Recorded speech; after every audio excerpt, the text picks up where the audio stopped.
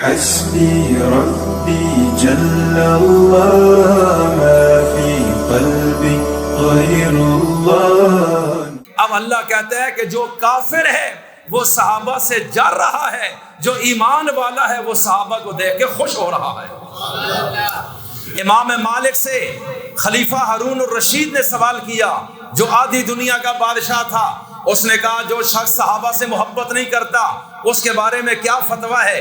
امام مالک نے کہا وہ تو مسلمان نہیں ہے، وہ تو کافر ہوگا۔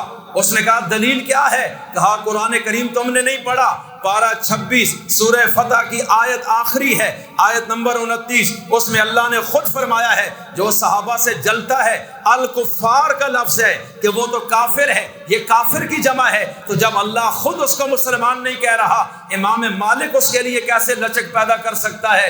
ہارون الرشید حیران ہو گیا کہ واقعی صحابہ اس مرتبے پہ گئے کہ اللہ ان کے ساتھ بغض رکھنے والے کے لیے لفظ کفار استعمال کر رہا ہے۔ اس لیے یہ فتویٰ میرے رب کا ہے۔ تو میں جو عرض کرتا ہوں، صحابہ سے تو اہل سنت محبت رکھتے ہیں، اہل بیت سے محبت رکھتے ہیں، نبی کی ساری بیویوں سے محبت ہے، تمام اولاد سے محبت ہے، تمام خاندان بنی ہاشم سے محبت ہے، جناب علی سے محبت ہے۔ ہمارے ہاں تو کسی کی توہین جائز ہی نہیں ہے، جو کرے گا وہ بھگتے گا دنیا میں بھی اور آخرت میں۔ اور ہم کہتے ہیں اس کی سزا 10 سال بھی کم ہے صحابہ اور اہل بیت کی توہین کی۔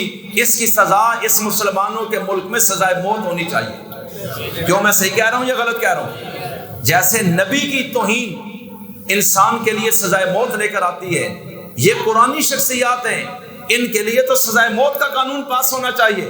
قائد اعظم محمد علی جناح کی توہین پر بھی 10 سال سزا، اور ابو بکر صدیق کی توہین پر بھی 10 سال سزا۔